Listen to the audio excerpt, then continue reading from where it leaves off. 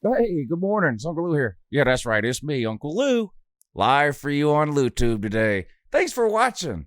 I sure do appreciate it also, and too, in addition to that as well, week 4 of the college football season is in the books, and you know what that means? It's time for another Uncle Lou Top 10 poll.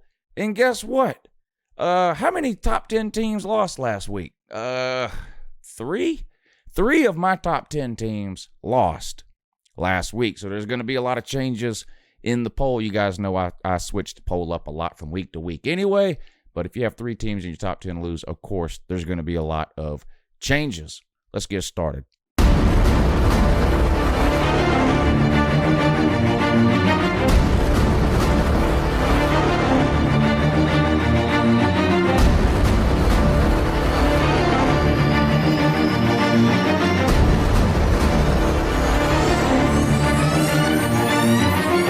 All right, here we go. You guys make sure you subscribe to the channel if you're not already. I'm almost at 25,000 subscribers, so help me out. Hit the subscribe button. Give this video a thumbs up. Share it somewhere. We'll be there pretty soon. I'm not that far away. I'm going to do this video the same way we do all the top 10 videos. First, I'll put last week's top 10 poll up on the screen. That way, you guys, if you didn't see last week's video, you sort of know where I was starting from heading into this week's poll. Keep in mind, this is my poll. This is not the AP, the coaches. This is the Uncle Lou poll, the only one that really matters. Let's just be real. But here you go. Here's last week's top 10, and I'll just read it off. What did I have here? I had UCF at 10. I explained that last week in last week's video, so save your comments. I had Wisconsin 9. I had Michigan 8, Notre Dame 7, OU 6, LSU 5, Ohio State 4, Georgia 3, Bama 2, Clemson 1. That's what the Uncle Lou poll looked like a week ago today. Obviously, there's going to be some big changes, like I mentioned at the top, because, well, 3 of those teams took giant L's this weekend. All right, here we go. We're going to start with number 10, and we're going to work our way down to number 1. Coming in this week, let me say this first. I have this rule where for the first 2, 3, 4 weeks, whatever, it kind of varies from season to season, I only include undefeated teams in my top 10. So, for example, LSU beat Texas in week 2. A case could have been made that Texas was still a top 10 team, but for the purposes of the Uncle Lou poll, at least for the first few weeks of the season, winning and losing has to matter. And there's not enough data, really, in my opinion, in the first 2 or 3 weeks of the season to be putting one-loss teams ahead of undefeated teams that you know are pretty good. How do you know? Well, if you watch football, you can watch a team play and tell if they're pretty good or not. With that being said, 3 of my top 10 teams lost last week. I've decided to remove that rule for the rest of the season at this point. So if I feel like a one-loss team deserves to be in the top 10 or a 2-loss team or whatever, from this point going forward, I will include those teams in my top 10. However, I am still giving a lot of weight to undefeated teams that I feel are legitimate top 10 teams or potentially could be or whatever. But, okay, here we go. New to the poll this week. This team has not been in my top 10 poll all week. I will admit that this team has been better than I thought they would be in all of my preseason preview and prediction videos that I did for this team. Penn State. I have Penn State at number 10. A couple of blowout wins, a close win over Pitt, which looked a little suspect at the time. I think the final score of that game a couple of weeks ago ended up being, 17-10. Look into Pitt, though. What'd they do this week? Well, they beat Central Florida. So Pitt is everybody's favorite team this week because people were just tired of hearing about Central Florida, which obviously has dropped out of my poll this week. I told you guys last week when I put UCF at 10. It was the same thing I did last year. I said I'm going to put them at 10. They're never going any higher, and they're never dropping out of the top 10 unless they lose. Well, they lost, so they won't be back in my top 10 this year. I'm just telling you now. They won't be back in my top 10. I have Penn State coming in at 10 this week. But Pitt did beat UCF. Pitt's only 2 losses on the year. Both came to teams that are still undefeated. Penn State, they lost by 7, and Virginia. So Pitt is not a terrible team. So the 17 to win over Pitt by Penn State looks a little bit better today than it looked at the time. I still think Penn State should have beat them by a little more than that, but it is what it is. Again, We only have 3 or 4 games worth of data to go on for all these teams so far. So for now, Penn State, which is undefeated and has looked impressive the majority of the games that they've played, is number 10 in my poll this week. All right, coming in at number 9, Notre Dame. I have Notre Dame at number 9. Of course, they lost to Georgia last week in a close game, 23-17. Really good game. Notre Dame's not making the playoffs, okay? They're not. I don't care what happens the rest of the year to all these teams I'm going to have ranked ahead of Notre Dame or teams behind them, whatever. Notre Dame will never get higher than 5th in an UNCLELOU poll. I can guarantee you and promise you that. Notre Dame has made a conscious decision not to join a conference. That's fine. That's their right to do that. That comes with benefits, and it comes with consequences. The benefits are Notre Dame avoids a 13th game every regular season, a 13th game that, generally speaking, would be against a quality opponent, right, in a conference title game. They avoid that by choosing not to join a conference they claim they don't need one. Meanwhile, they join one in basketball, and they dip their toes in the ACC pond in football, playing 5 ACC teams a year. Prior to that, they played a bunch of Big Ten teams. As soon as the Big Ten started getting good, they did away with that. They looked around, oh, the ACC is terrible. Let's play 5 ACC games. As far as I'm concerned, Notre Dame has to go 12-0 in the regular season to ever have a shot to make the playoffs. That's my opinion. Nothing will change my mind, including the playoff committee actually putting a one-loss Notre Dame in the playoffs. That still wouldn't change my mind. Listen, Notre Dame was undefeated last year and got blown out in the first round. A one-loss Notre Dame does not deserve to be in. They just don't. And that's my opinion. However, I do think they're a pretty good team this year. And if you look at Notre Dame's schedule, 11-1 or 10-2 is the most likely outcome for Notre Dame. In the preseason, I thought maybe they would lose on the road at Michigan. We'll talk more about them in a minute, but come on. That's not looking very likely at this point, is it? No. Who else do they play? Stanford, Southern Cal. They have Virginia coming up this week. Virginia's undefeated. But they didn't look good this past week against Old Dominion. Now, they played Florida State the week before at home, which was a big game for Virginia. Now, we all know Florida State's no good, but for Virginia, who has been sort of looking to take some steps forward in the ACC, beating Florida State was a big deal to them. So maybe they had a little bit of a hangover this past weekend against Old Dominion. They looked really bad. They barely won that game. Maybe they were looking ahead to this coming week with Notre Dame. We'll see. The game is in Notre Dame. Notre Dame has looked like the better team so far this season to me. Virginia does have a pretty good defense, and they will hit you. There's no doubt about that. And their quarterback, Bryce Perkins, is a lot of fun to watch. He's going to have a huge game against Notre Dame, in my opinion, if Virginia wants to win. They don't have much outside of Bryce Perkins that I've seen on the offensive side of the ball. I've watched some of several of their games, and I watched all of the Virginia-Florida State game. And offensively, they haven't impressed me that much outside of Bryce Perkins. This will be their toughest test so far for sure on the road at Notre Dame next coming up week. We'll see what Notre Dame can do. Obviously, if Notre Dame loses again, they would be out of the top 10. But this week, I've got them at number 9. That takes us to number 8, Texas Longhorns. I dropped them out of the top 10 when they lost a game, not because I didn't think they were necessarily a top 10 team, but like I said, the first couple of weeks of the season, winning has to mean something, losing has to mean something, so I dropped them out. They're back in now. They come in at number 8. Good win this past week for Texas over Oklahoma State, 36-30, I believe it was.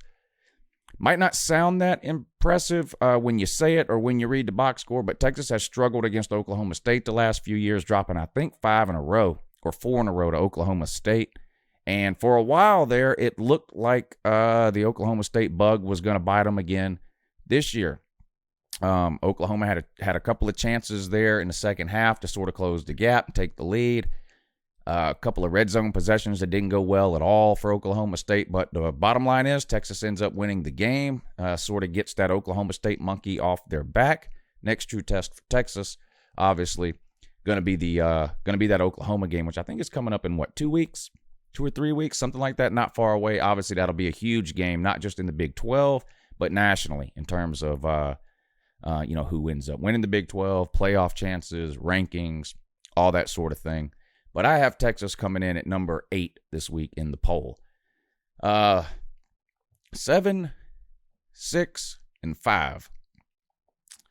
I'm going to put something up on the screen here because I feel like if I just say all this, it might not sink in or make quite as much sense. So I'm going to put some graphics up on the screen here to explain what I'm doing for 7, 6, and 5. I'm going to talk about 3 teams right now. There are 3 teams that I went back and forth on. Where should these 3 teams be between the 5, 6, and 7 spot? So here you go. Let's put this graphic up on the screen. All right, the 3 teams that I tried to decide on: Oklahoma, LSU, and Wisconsin. I was trying to decide between these 3 teams who should be 5, who should be 6, and who should be 7. And it's not easy, and I will admit, you can put these 3 teams, in my opinion, in any order between the 5, 6, 7 spot, and I wouldn't have a problem with it. I had to decide on a certain order, so what I'm about to show you now is how I went about deciding that, okay?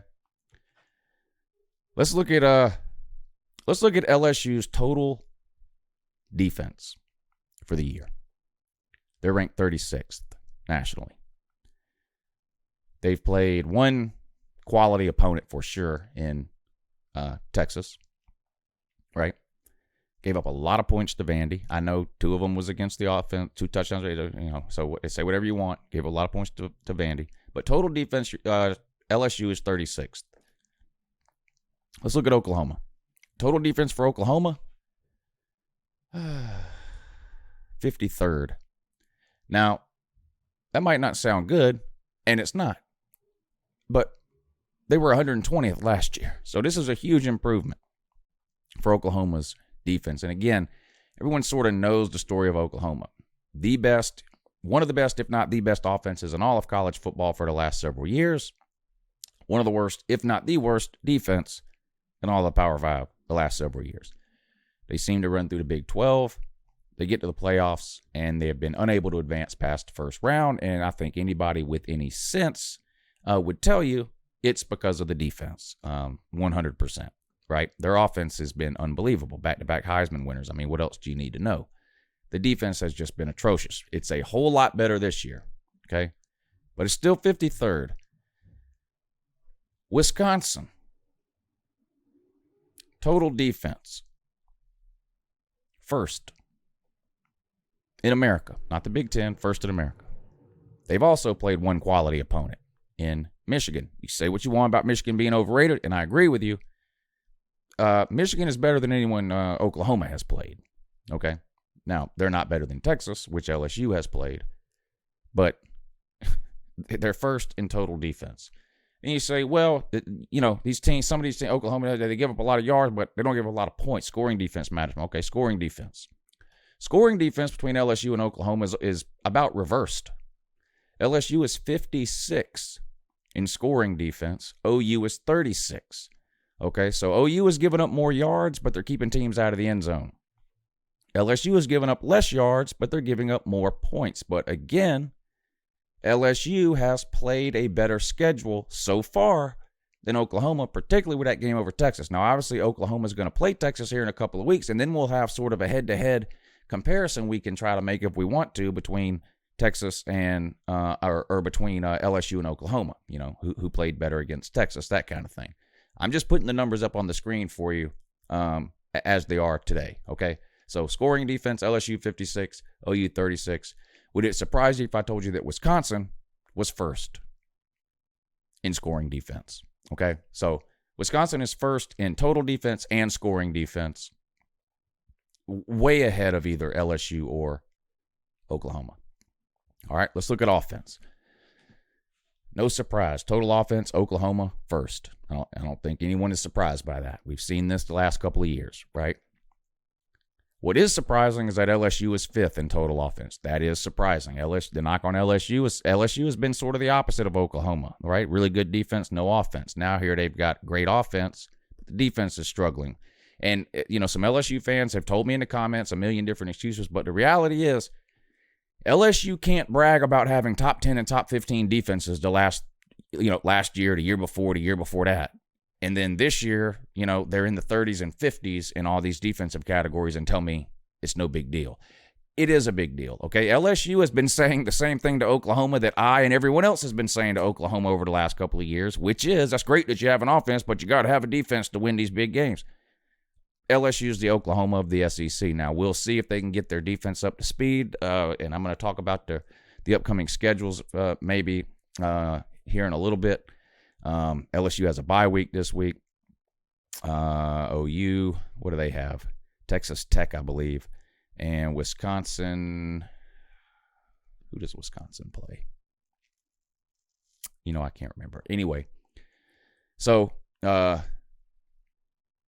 Oklahoma, number 1 scoring offense, no surprise. LSU, 5th scoring total offense, Oklahoma 1, LSU 5. Oklahoma, number 1, no surprise. LSU, 5th, huge surprise. Wisconsin, 21. So Wisconsin doesn't have the total offense of OU and LSU, but they're not nearly as far behind in total offense as LSU and Oklahoma are behind Wisconsin in total defense, okay? Scoring offense, same thing. Oh, all them yards don't matter if you can't score points. I would agree, okay? LSU, number 1 scoring offense in America. LSU, let me repeat that. LSU is the number 1 scoring offense in America. Literally nobody saw that coming, not even LSU fans. I know LSU fans were excited, and they knew their offense was going to be better. You didn't know it was going to be number 1 scoring offense. You didn't. Stop lying. Oklahoma, number 2. Again, no surprise. Wisconsin, number 7. Okay, so Wisconsin is behind OU and LSU in terms of offense, but barely. LSU and Oklahoma are behind Wisconsin in defense by quite a bit. Okay, so you probably figured it out by now, but here's my rankings for 5, 6, and 7. 7, I have OU. 6, I have LSU. 5, I have Wisconsin. Explanation for LSU and OU, because they're pretty similar. LSU has a better win so far than Oklahoma does. That's literally what it came down to for me. Comparing these offenses and defenses, the numbers are pretty similar, but clearly LSU has a better win so far this year than Oklahoma does, having that Week 2 win over Texas. That's why I have LSU above OU. I have Whiskey at 5 because, they also have a quality win over Michigan. They absolutely destroyed Michigan. Now, you could say Michigan's overrated, and they were. They should not have been a top 10 team. But they're a top 25 team, okay? So that's still better than any win Oklahoma has. The LSU win, I think, is a better win than the Wisconsin win. But Wisconsin blowing Michigan out makes those 2 wins about equal, I think. Wisconsin blows out Michigan. LSU beats Texas in a close game. Okay. Plus, Wisconsin, the number 1 defense, very close to the other 2 offensively. So that's why I have those the way I do. And the top 4 will be no surprise at this point. Ohio State 4, UJ 3, Bama 2, Clemson 1. Ohio State destroyed Miami of Ohio. Justin Fields had 6 touchdowns in the second quarter alone. That's unbelievable. They took him out at halftime. They ended up winning, 70-something to 76-5. Now, they played Nebraska this week. Probably the best team they've played so far, although Nebraska's not blowing anyone away this year. They've been kind of disappointing. So, but again, it'll be the best team they've played so far. We'll see. Nebraska doesn't have a very good defense. Adrian Martinez, if he has a great game, maybe can cause some problems. I don't think anyone expects Nebraska to win that game, but we'll see. UJ, I kept them at 3rd with the win over Notre Dame. I'm not gonna drop a team in the poll for beating a top 10 team. That's ridiculous. Just stop. You sound stupid. All you people spent the last 2 weeks, really the last 8 months, telling me Georgia was going to lose this game to Notre Dame. Georgia beats them. All of a sudden, y'all are telling me Georgia's no good and Notre Dame's overrated. Just stop. You sound stupid. Notre Dame's going 11-1. Deal with it. They're going to be in the top 10 all year. So stop. You sound, like I said, you sound stupid. Bama, most complete game they've played all year, in my opinion. I talked about it yesterday. Oh, but against Southern Miss. Look, but who have they played? Hey, look, who have they played? Who have Bama even played? Bama hasn't played anybody, okay? But they played 2 Power 5 teams. They absolutely housed South Carolina on the road, right? Beat Duke in a neutral site game. I mean, it's 2 Power 5 teams. And then you look here, Southern Miss, most complete game Alabama's played all year. They got the running game going. The defense looked good, even up the middle, which has been giving Bama some problems. Their pass defense looked good. Everything looked good for Bama this week. Yeah, it was against Ole Miss, but again, these top-tier teams, they're not playing their competition when they play these lower-tier teams. They're playing against a standard, okay? And Bama came closer in this game to achieving that Alabama standard that Nick Saban talks about than they have in any other game this year, in my opinion. It was a complete game by Bama, complete domination here. Clemson won 52-10 over Charlotte. Trevor Lawrence threw for 100 yards, and he didn't have any interceptions, so there's that. I don't see any reason why anyone should change their top three. If you had Clemson, Bama, UGA as your top three last week, I didn't see anything that happened this week that should make anyone change that. I don't think anyone played bad and should be dropped. I don't think anybody did so great. Now, if if Georgia had beat Notre Dame by 40 points, okay, maybe you consider moving them up. But 23-17, no, not moving them up. They're staying at third. Anyway, there you go. That's this week's top 10 poll. Make sure to tell me down below that I've never seen a football game before, that I'm football ignorant, I never played football at any level, and that I don't know what the hell I'm talking about, and that none of these teams have played anybody. That would be great. Have a good morning.